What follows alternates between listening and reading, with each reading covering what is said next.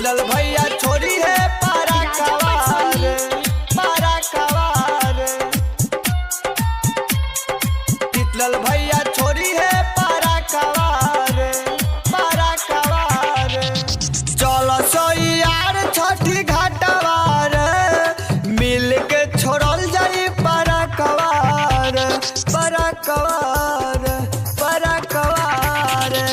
चल सोयार छठी घाटवार, मिल के छोड़ल जाई पारा कवार। घाट चलो साथे दौड़ल के माथे, करल जाई धूम धरा कवार। चलो सोयार छठी घाटवार, शीतल भैया छोरी है पारा कवार। डीजे मिठू, शीतल भैया छोरी है पारा कवार, पारा कवार। शीतल भैया छोरी है पारा कवार, पारा कवार। दानापुर बजरिया से प्रकवा मंगैली, पानापुर के घाट पर धमाका मचैली। दानापुर बजरिया से प्रकवा मंगैली, पानापुर के घाट पर धमाका मचैली।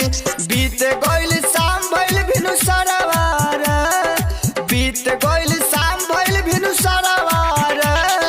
मिल के छोड़ल जाई पारा कवार।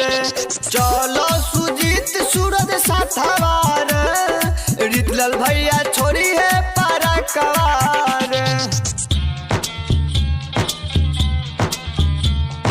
शीतल भैया छोरी है पारा कवार, पारा डीजे कवार। मिठू, डीजे मिठू, राजा पटसोनी।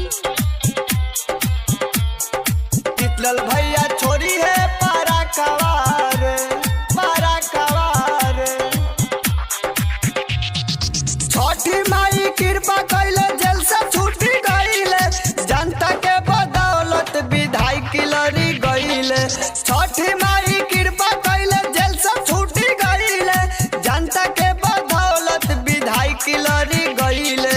लालू चाचा दिहल टिकटवार, लालू चाचा दिहल टिकटवार। मिल के छोड़ल जाई पारा कवार।